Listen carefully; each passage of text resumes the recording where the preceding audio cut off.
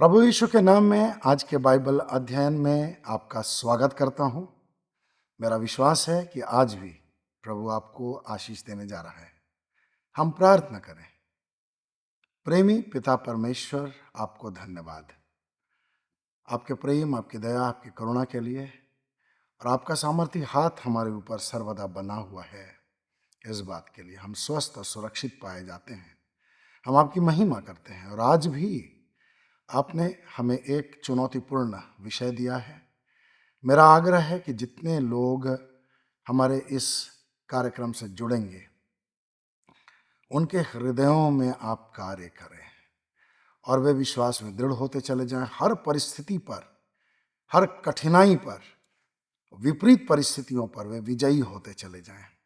अनुग्रह दीजिए, उनके हृदयों से बातें कीजिए, मेरी सहायता कीजिए। मेरी जुबान, मेरे हृदय, मेरे विचारों पर पूरी तरह से आपका नियंत्रण हो। प्यारे पवित्र आत्मा, मेरी सहायता करें ताकि पिता जैसा चाहता है वैसे मैं आज की बाइबल स्टडी प्रस्तुत कर सकूं और लोगों को बहुत आत्मिक लाभ हो। यीशु के नाम में आमीन। तो आगे बढ़ने से पहले मैं एक गीत गाना चाहता हूं, और यह गीत फिलिपियों की पत्री 3 अध्याय 7वें पद के आधार पर है। यहाँ लिखा है, परंतु जो बातें मेरे लाभ की थीं उन्हीं को मैंने मसीह के कारण हानि समझ लिया है। इसी विषय पर आज का गीत है और इसी विषय पर आज का बाइबल अध्ययन भी है। तो इस गीत के द्वारा भी प्रभु आपको आशीष दे।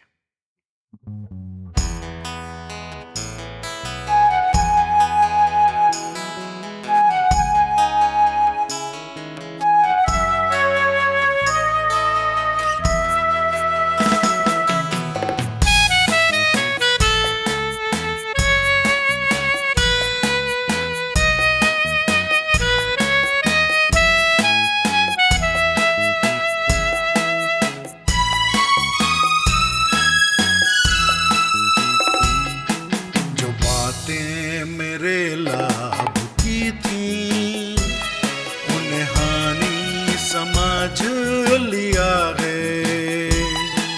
जो बातें मेरे लाभ की थी उन्हें हानि समझ लिया है। मसीह के ज्ञान के कारण सब बातों को तुच्छ समझ लिया है। जो बातें मेरे लाभ की थी उन्हें हानि समझ लिया है। जो बातें मेरे लाभ की थी उन्हें हानि समझ लिया है।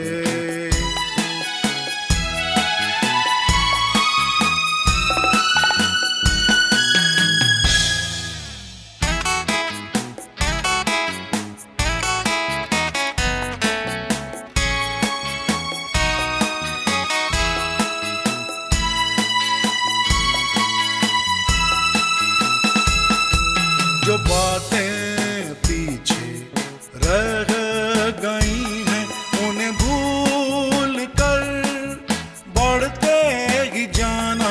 जो बातें पीछे रह गई हैं उन्हें भूल कर बढ़ते ही जाना।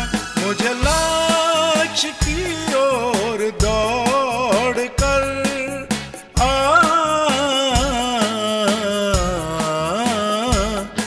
लक्ष्य की ओर दौड़ कर मसीह से है एक इनाम पाना, इनाम पाना, इनाम पाना।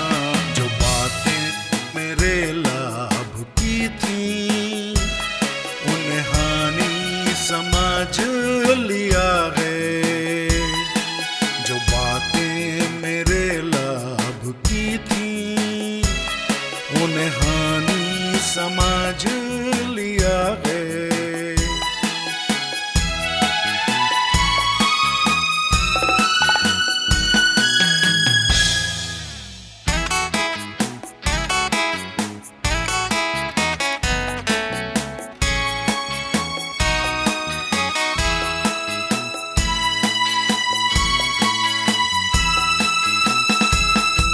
मेरी नागरिकता स्वर्ग की है, प्रतीक्षा मैं यीशु की कर रहा हूँ। मेरी नागरिकता स्वर्ग की है, प्रतीक्षा मैं यीशु की कर रहा हूँ। मुझे जाना है स्वर्ग राज को,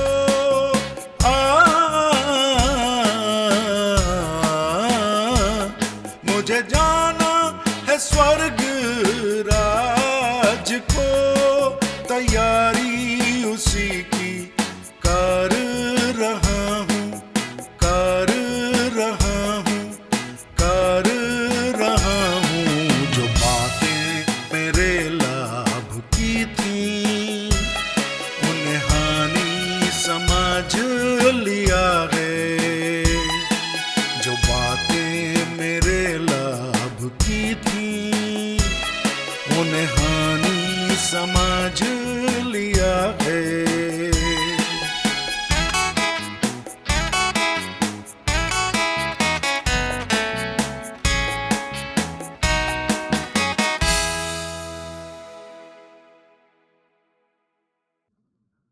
तो पिता परमेश्वर को धन्यवाद हो।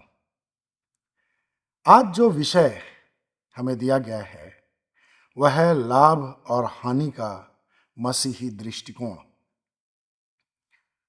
अगर हम इस दुनिया की बात करें तो हर जगह हमें व्यावसायिक दृष्टिकोण देखने को मिलता है, और दुनिया के व्यावसायिक दृष्टिकोण में हर व्यक्ति के अंदर लाभ प्राप्त करने की लालसा बेहद प्रभावशाली रूप से बनी हुई है।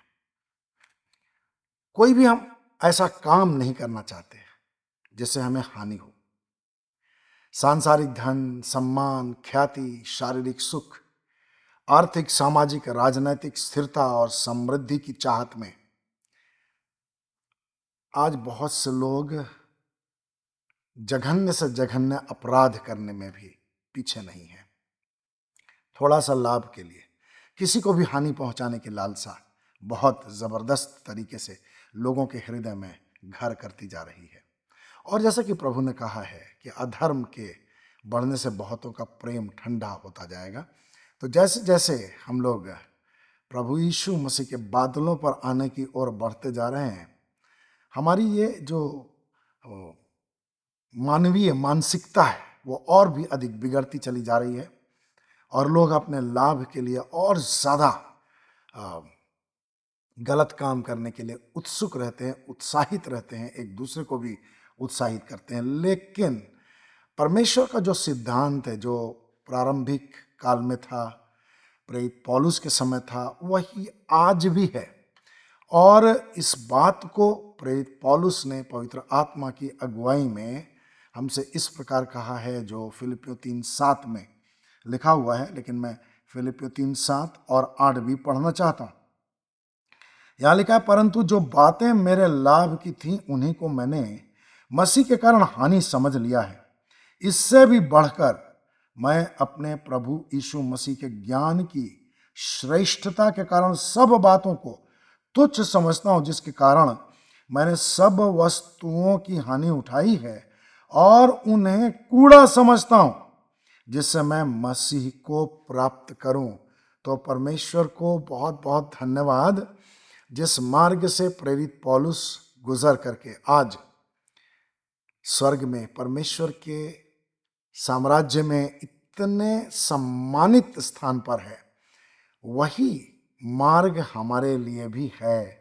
और प्रभु चाहता है कि आज सांसारिक दृष्टिकोण से जो हमें लाभदायक परिस्थितियां दिखाई देती हैं, लाभ की बातें दिखाई देती हैं, आर्थिक रूप से, सामाजिक रूप से, पारिवारिक रूप से, और तरह तरह से हम लाभ की बातें करते हैं, हम इस बात को समझें कि संसार का लाभ हमारे लिए आत्मिक दृष्टिकोण से हानि है।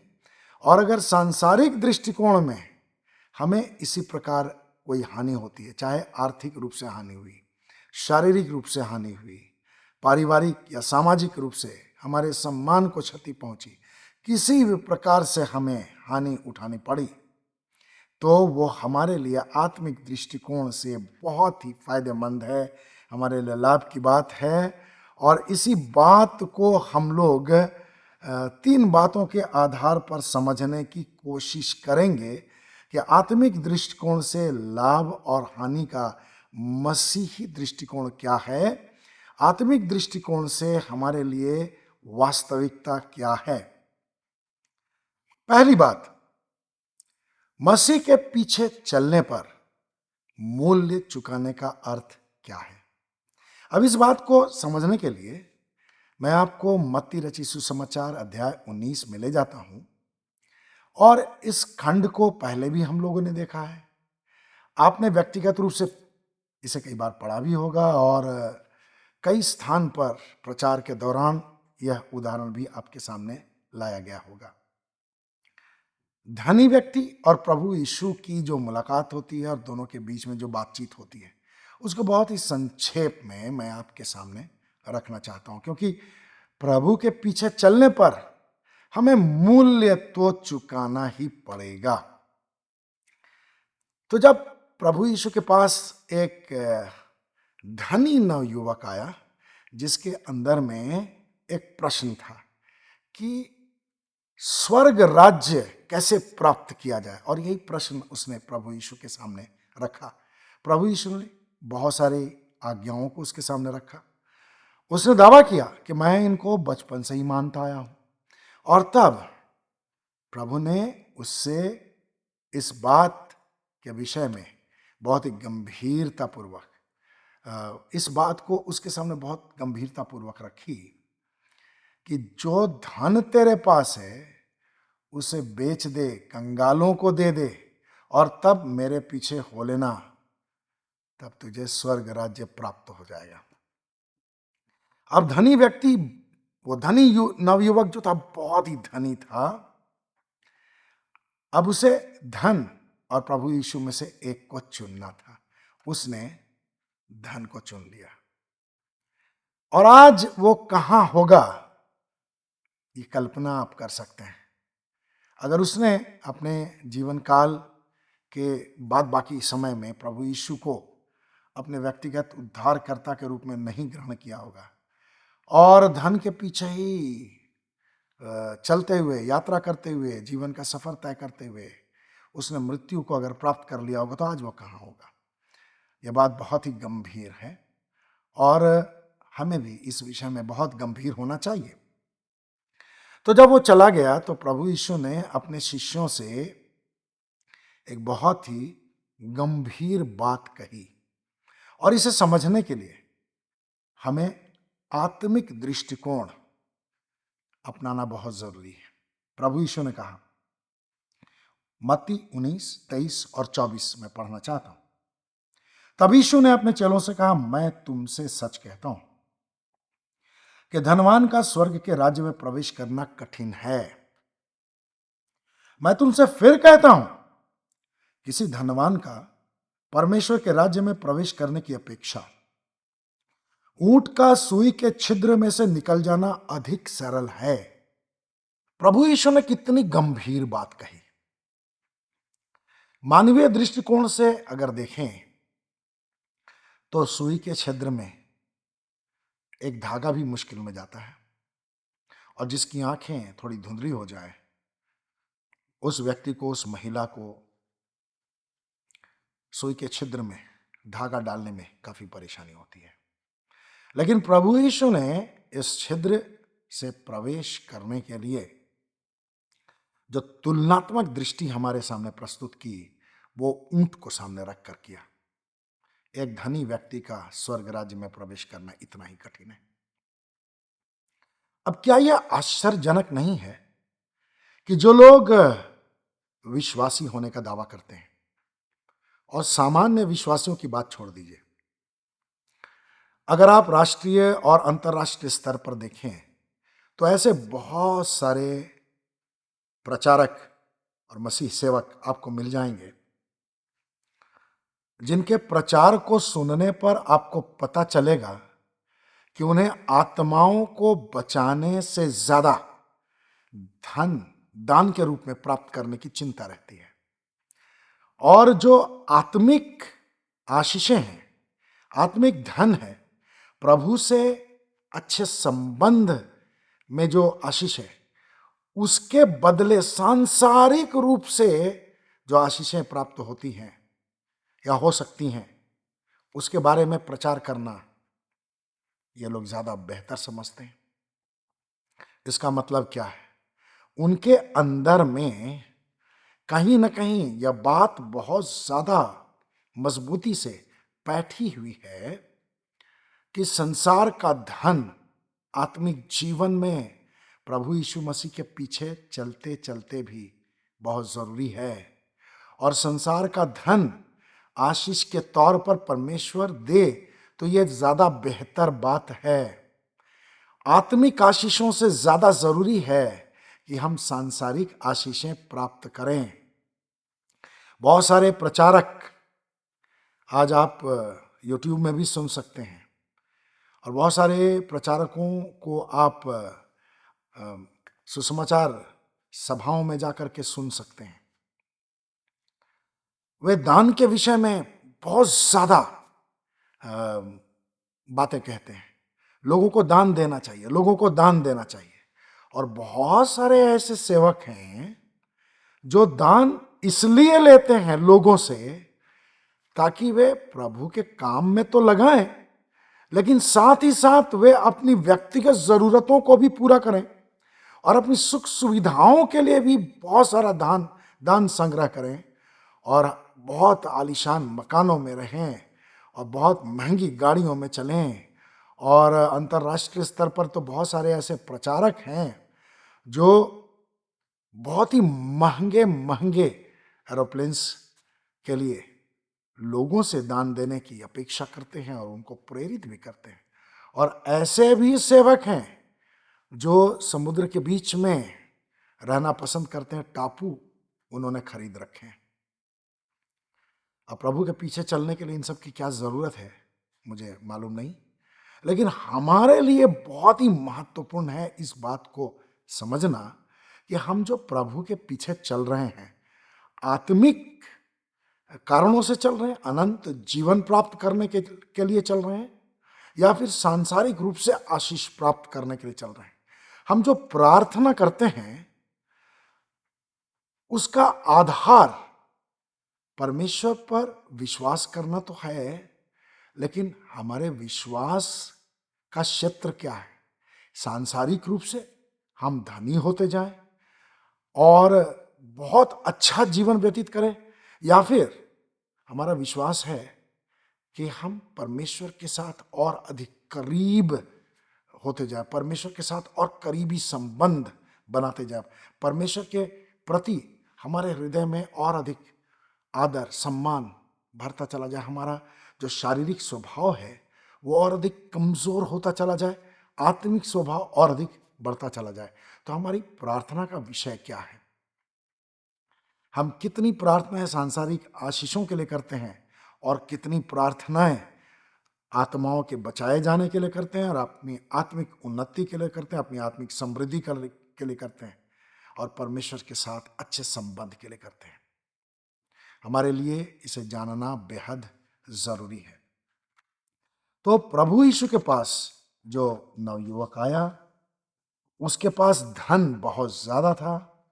उसने धन के कारण प्रभु यीशु के पीछे चलना इनकार कर दिया। और आज बहुत सारे विश्वासी हैं जो विश्वास तो करते हैं, प्रभु के पास आते तो हैं, लेकिन जैसे जैसे उनको लगता है कि अब उनका विश्वास मजबूत होता चला जा रहा है, तो उनके अंदर एक डाइवर्शन होता जाता है। प्रभु के प्रेम में सिद्ध और गंभीर होते जाने के बदले वे सांसारिक रूप से आशीषों के पीछे जाने लगते हैं, सांसारिक सम्मान के पीछे जाने लगते हैं, सांसारिक समृद्धि के पीछे जाने लगते हैं, और उनका जीवन आत्मिक दृष्टिकोण से धनी होने के बदले कंगाल होता चला जाता है। और यह बात बेहद महत्वपूर्ण है। और मैं एक वचन आपके सामने रखना चाहता हूं, याकूब की पत्री में से 2 अध्याय 5वां पद। यहां लिखा है, हे मेरे प्रिय भाइयों सुनो क्या परमेश्वर ने इस संसार के निर्धनों को विश्वास में धनी और उस राज्य के उत्तराधिकारी होने के लिए नहीं चुना जिसकी प्रतिज्ञा उसने अपने प्रेम करने वालों से की है? अब याकूब की ये जो बात हमारे लिए है, ये बड़ी महत्वपूर्ण है।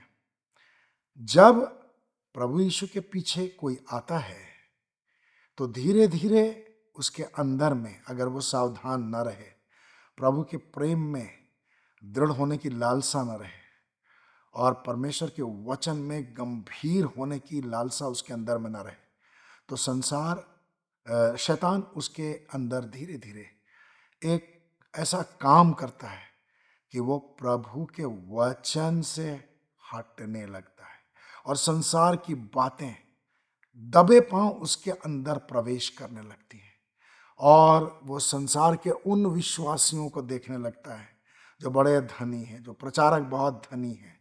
बहुत सारे ऐसे युवक युवती भी हैं जो प्रभु के पीछे इसलिए आते हैं कि उन्हें आशीष चाहिए, बड़ी अच्छी नौकरी चाहिए, बहुत अच्छा स्वास्थ्य चाहिए, बहुत अच्छा परिवार चाहिए, बहुत अच्छी पत्नी चाहिए, बहुत अच्छा पति चाहिए। इसलिए नहीं कि वे अनंत जीवन प्राप्त करें, इसलिए नहीं कि उनके जीवन से परमेश्वर को महिमा मिले, इसलिए नहीं कि प्रार्थना के क्षेत्र में उन्नत होकर के वे बहुत सारे लोगों को अंधकार के साम्राज्य से निकाल करके ज्योति में लाने के लिए प्रभु के द्वारा इस्तेमाल किए जाएं। तो आज बहुत ही गंभीर है यह विषय, हम जो प्रभु के पीछे चल रहे हैं, तो हम इस बात को देखें कि हम सांसारिक रूप से ज्यादा आशीषित होना चाहते हैं या आत्मिक रूप से हम ज्यादा आशीषित होना चाहते हैं। बहुत सारे ऐसे विश्वासी हैं हमारे राज्य में, हमारे शहर में, हमारे देश में, इस संसार में, जो आर्थिक दृष्टिकोण से सुदृढ़ नहीं है, लेकिन उनका विश्वास प्रभु में बहुत ही उम्दा है और परमेश्वर ये चाहता है कि ये लोग संसार के आकर्षणों में ना फंसे, संसार के धन के पीछे जाने में ना फंसे, क्योंकि जब धन हमारे जीवन में आता है तो बहुत सारी बुराइयां भी लेकर के आता है और इसलिए परमेश्वर चाहता है कि हम वचन की गहरी बातों को सीखें, समझें और विश्वास में दृढ़ता प्राप्त करें। क्योंकि जब हम प्रभु के पास जाएंगे तो संसार का धन लेकर के नहीं जाएंगे, संसार की ख्याति लेकर के नहीं जाएंगे, समाज का सम्मान लेकर के नहीं जाएंगे, लेकिन जो काम हमने प्रभु के लिए किया है, जो त्याग हम लोगों ने प्रभु के लिए किया है, जो योजनाएं प्रभु की ओर से हमें दी गई, जिनको हमने प्रभु की सहायता से पूरी की हैं, उन्हीं को लेकर के हम प्रभु के पास जाएंगे। तो हमें बहुत ही गंभीर होना चाहिए। दूसरी बात मैं आपके सामने रखना चाहता हूं कि सांसारिक एवं स्वर्गीय सम्मान के बीच में चुनाव बेहद जरूरी है। सम्मान पाने की लालसा सब लोगों के अंदर में होती है और प्रभु के लोगों को जो सम्मान देते हैं वे सांसारिक लोग नहीं होते हैं, वे प्रभु के लोग ही होते हैं। लेकिन फिर भी बहुत सारे विश्वासियों के अंदर में बहुत ज़्यादा सम्मान प्राप्त करने की लालसा होती है। संसार के लोग तो आज सम्मान के पीछे पागल हैं, राजनैतिक रूप से, आर्थिक रूप से, सामाजिक रूप से बहुत ज़्यादा सम्मानित होना चाहते हैं। लेकिन परमेश्वर की व्यवस्था क्या है, इसके विषय में मैं आपको बताना चाहता हूँ। यदि आप गूगल में सर्च करना शुरू करें कि संसार में जितने भी सफल व्यक्ति, चाहे विज्ञान के क्षेत्र में, शिक्षा के क्षेत्र में या फिर आर्थिक क्षेत्र में और विभिन्न अन्य क्षेत्रों में, तो आपको ये जान करके आश्चर्य होगा, अगर पहले आपने नहीं देखा है तो इस बात पर आपको आश्चर्य होगा कि पूरे विश्व में यहूदियों की जो संख्या है अन्य जातियों के मुकाबले कम है। और अभी जो इस्राएल देश है उसकी जनसंख्या तो लगभग 85 या 90 लाख के आसपास है। लेकिन पृथ्वी के बहुत सारे देशों से बहुत ज़्यादा उन्नत है, विज्ञान में बहुत ज़्यादा आगे बढ़ा हुआ है, टेक्नोलॉजी में बहुत ज़्यादा आगे बढ़ा हुआ है, आर्थिक दृष्टि से, सैन्य दृष्टिकोण से बहुत ही सफल है। और अगर आप वैज्ञानिकों का नाम देखें, विश्व में जो शीर्ष 100 वैज्ञानिक हैं, उनको अगर आप देखने की कोशिश करें तो आपको 25-30% से ज़्यादा यहूदी वैज्ञानिकों का नाम मिलेगा। 25-30% से ज़्यादा धनी व्यक्तियों का नाम मिलेगा जो आर्थिक दृष्टिकोण में संसार में बहुत उन्नत है। तो मैं आपको क्या बताना चाहता हूं, परमेश्वर का दृष्टिकोण क्या है, इसको हमें सुनना बहुत ही महत्वपूर्ण है। तो जब प्रभु यीशु अपने शिष्यों से उस धनी नवयुवक के संदर्भ में बातें कर रहा था, तो ऐसा हुआ कि चेले बहुत ही परेशान हो गए, वे घबरा गए। वे पूछने लगे कि तब उद्धार किसका हो सकता है, उद्धार किसका हो सकता है। प्रभु यीशु ने कहा, मनुष्यों के लिए बहुत कुछ असंभव है, लेकिन परमेश्वर के लिए कुछ भी असंभव नहीं है। तो संसार में जो धनी व्यक्ति हैं, बुद्धिमान व्यक्ति हैं, बहुत अधिक शिक्षित व्यक्ति हैं, विद्वान हैं और विभिन्न क्षेत्रों में जो अव्वल दर्जे में आते हैं, उनका कितना सम्मान है सांसारिक दृष्टिकोण से, ये हम लोग जानते हैं। लेकिन परमेश्वर के राज्य में परिदृश्य बिल्कुल बदल जाएगा। क्यों? मैं आपको बताना चाहता हूं, जब प्रभु यीशु ने उनको ये बताया कि परमेश्वर के लिए कुछ भी असंभव नहीं है, सब कुछ संभव है, तो पतरस ने एक बहुत ही गंभीर सवाल पूछा प्रभु यीशु से। 27वें पद में, देख, हम तो सब कुछ छोड़ करके तेरे पीछे चल पड़े हैं, हम तो सब कुछ छोड़ करके तेरे पीछे चल पड़े हैं, हमें क्या मिलेगा? और हम लोग जानते हैं पतरस एक मछुआरा था, उसका भाई अंद्रियास मछुआरा था और उसके कई दोस्त भी मछुआरे थे जिनको प्रभु ने बुलाया। और कई जो 12 शिष्यों में से, अब यहूदा इस्करियोती को हम लोग निकाल देते हैं, 11 शिष्यों में से कई पढ़े लिखे नहीं थे बहुत ज़्यादा, उनको अक्षर ज्ञान था, समाज के बहुत प्रतिष्ठित लोग नहीं थे। लेकिन प्रभु यीशु ने उनको कितना सम्मानित किया है, इस बात को मैं बताना चाहता हूं। 28वें पद को देखिए, यहां लिखा है, यीशु ने उनसे कहा, मैं तुमसे सच कहता हूं कि तुम जो मेरे पीछे चले आए हो, उस समय जब सब कुछ फिर नया हो जाएगा और मनुष्य का पुत्र अपने महिमामय सिंहासन पर बैठेगा, तो तुम भी 12 सिंहासनों पर बैठकर इस्राएल के 12 गोत्रों का न्याय करोगे। तो ये जो समाज के असम्मानित व्यक्ति थे और प्रभु यीशु के पीछे चलने के कारण बाद में उन्हें बहुत परेशानियों का सामना भी करना पड़ा, परमेश्वर ने उनको कैसा सम्मान दिया है। आज जो वैज्ञानिक हैं, जो चिकित्सक हैं, इंजीनियर हैं, आर्थिक रूप से जो सफल लोग हैं, इस्राएली लोग, यहूदी लोग जो स्वर्ग जाएंगे, तो ये जो कम पढ़े लिखे लोग हैं जिनको अक्षर ज्ञान था, ये उनका न्याय करेंगे। परमेश्वर की दृष्टि में उन लोगों का कितना महत्व है जो इस संसार में हानि उठा करके प्रभु यीशु के पीछे चलते हैं। और जैसे प्रभु यीशु ने कहा भी है, यदि कोई मेरे पीछे आना चाहता है तो वो क्या करे, अपने आप का इनकार करे और प्रतिदिन अपना क्रूस उठा करके मेरे पीछे चले, प्रतिदिन अपना इनकार करे। संसार में तो बहुत लाभ हैं, सांसारिक दृष्टिकोण से बहुत तरह के लाभ की बातें, बहुत तरह के सम्मान की बातें हैं, बहुत तरह के फायदे की बातें हैं, लेकिन परमेश्वर क्या चाहता है, हम मसीह के ज्ञान की श्रेष्ठता को सब बातों से ऊपर रखें।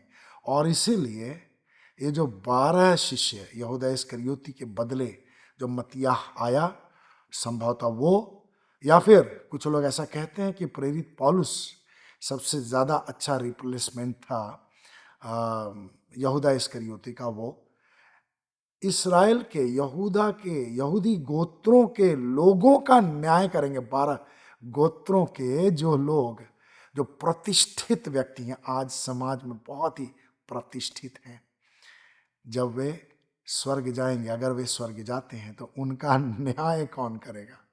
ये लोग करेंगे जिन्होंने बहुत अच्छी पढ़ाई लिखाई नहीं की, जो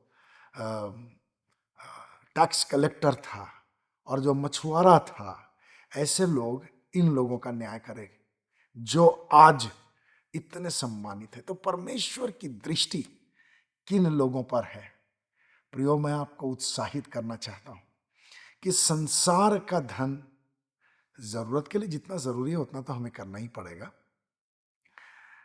उसके अलावा हम धनी बनने के लिए प्रयत्न ना करें।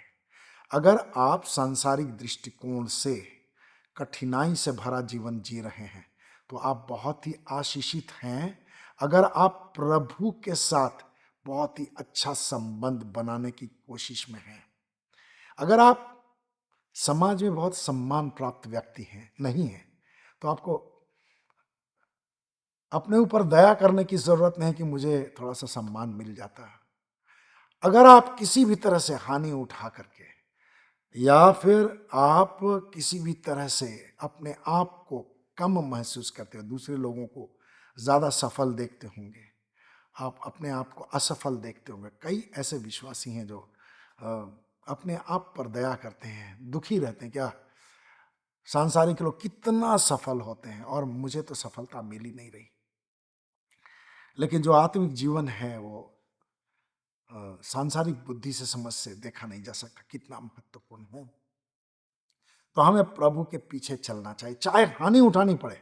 हमें मसीह के ज्ञान को अपने जीवन में सर्वश्रेष्ठ स्थान पर रखना चाहिए और जो संसार हमें देता है उसके पीछे नहीं, बल्कि जो परमेश्वर हमें देना चाहता है उसके पीछे चलना चाहिए। परमेश्वर की दृष्टि में एक बहुत ही गरीब व्यक्ति अगर वो विश्वासी है तो बहुत धनी व्यक्ति से, बहुत ज्ञानी व्यक्ति से जो प्रभु पर विश्वास नहीं करता है ज़्यादा महत्वपूर्ण है। तो हमें प्रभु को अपने जीवन में और अधिक महत्व देना चाहिए। उसके ज्ञान की श्रेष्ठता के पीछे हमें भागना चाहिए। सांसारिक ज्ञान को हमें कूड़ा समझना चाहिए, जैसे कि प्रेरित पौलुस ने कहा कि मैं मसीह के ज्ञान के कारण सब बातों को कूड़ा समझता हूँ। यह हमारे लिए बहुत बड़ी चुनौती है। तो हम उस सम्मान के पीछे भागे जो परमेश्वर हमें देना चाहता है। संसार जो देना चाहता है वो दिखावा है और वो हमें प्रभु से दूर ले जाता है। तीसरी बात, क्लेश के द्वारा महिमा की प्राप्ति। ये बहुत ही गंभीर विषय है और परमेश्वर हमें अपने प्रेम में लगातार सिद्ध करते जाना चाहता है और इसलिए परमेश्वर के वचन के द्वारा हमें बहुत गहरी शिक्षा दी जाती है। पहला थिस्सलुनीकियों 5वां अध्याय और उसके 18वें पद में बाइबल इस प्रकार कहती है, प्रत्येक परिस्थिति में धन्यवाद दो क्योंकि मसीह यीशु में तुम्हारे लिए परमेश्वर की यही इच्छा है। प्रत्येक परिस्थिति में परमेश्वर को धन्यवाद देना हमारे लिए बेहद ज़रूरी है। जब हमें सफलता मिलती है तो धन्यवाद देना तो बहुत आसान है। जब हमें आर्थिक लाभ होता है तो हम बहुत खुश होते हैं। जब हमें सम्मान प्राप्त होता है तब भी हम बहुत खुश होते हैं। इसमें अगर हम परमेश्वर को धन्यवाद देते हैं तो यह भी अच्छी बात है, लेकिन उससे ज़्यादा अच्छी बात है जब हमें किसी बात में तकलीफ होती है, जब हमारा स्वास्थ्य थोड़ा गड़बड़ा जाता है, हम कठिनाइयों का सामना करते हैं, हमारे परिवार के प्रिय सदस्यों के कारण हमें क्लेश का सामना करना पड़ता है। बहुत सारे ऐसे विश्वासी हैं, माता पिता बड़े अच्छे विश्वासी हैं, प्रभु से बहुत प्रेम करते हैं, लेकिन उनके बेटे बेटियां अभी तक प्रभु में नहीं आए हैं। लोग उन पर हंसते हैं। अगर आप पर लोग हंसते हैं तो आपको इस बात के लिए परमेश्वर को धन्यवाद देना चाहिए, क्योंकि आपका प्रतिफल परमेश्वर के पास सुरक्षित है। आपको परमेश्वर की ओर से आशीष मिल रही है। और प्रभु के नाम में किसी की आलोचना हो, ये बड़ी अच्छी बात है। तो हमें इस बात से निराश नहीं होना चाहिए। हाँ, प्रार्थना करते रहना चाहिए, प्रयत्नशील रहना चाहिए आत्मिक दृष्टिकोण से कि हमारे परिवार के जो सदस्य आज प्रभु में नहीं है वे प्रभु में आ जाएं। लेकिन जब तक वे नहीं आते हैं और संसार के लोग आपकी आलोचना करते हैं तो आपको फायदा ही हो रहा है, आपको आशीष मिल रही है, प्रभु की दृष्टि में आपका सम्मान बढ़ रहा है। तो जब हम कठिन परिस्थितियों में अपने आप को पाते हैं और तब प्रभु यीशु का धन्यवाद करते, प्रभु यीशु के नाम में पिता परमेश्वर को धन्यवाद देते हैं, तो इससे परमेश्वर को और ज्यादा महिमा मिलती है। और जैसा कि दूसरा कुरिन्थियों 4:17 में बाइबल कहती है, क्योंकि हमारा पल भर का या हल्का सा क्लेश एक ऐसी चिरस्थायी महिमा उत्पन्न कर रहा है जो अतुल्य है। हालेलुया। तो किसी भी कारण से आपको क्लेश का सामना करना पड़ता है तो आप आशीषित हैं। आप मत सोचिए कि प्रभु ने आपको छोड़ दिया या प्रभु आपकी प्रार्थना नहीं सुनता या प्रभु को आपका ध्यान नहीं है। ऐसी बात नहीं है। कठिनाइयों के द्वारा परमेश्वर हमें बहुत गहरी गहरी शिक्षाएं देता है, शारीरिक रूप से, मानसिक रूप से, भावनात्मक रूप से, पारिवारिक रूप से। जब हम क्लेश का सामना करते हैं और प्रभु को धन्यवाद देते हैं तो इससे चिरस्थायी महिमा उत्पन्न होती है। हालेलुया। मैं एक स्थान से पढ़ करके आपको उत्साहित करना चाहता हूं। इब्रानियों की पत्री अध्याय 11 में आप देखेंगे तो आपको बहुत ही अच्छे विश्वासियों के बारे में जानकारी मिलेगी जिन्होंने विश्वास से राज्य जीते, बड़े बड़े कार्य किए। मूसा, इब्राहिम, यूसुफ, सबका वर्णन यहाँ मिलेगा। लेकिन मैं आपका ध्यान उन लोगों पर केंद्रित करना चाहता हूँ जिन्होंने विश्वासी होने के बावजूद बहुत अधिक क्लेश का सामना किया।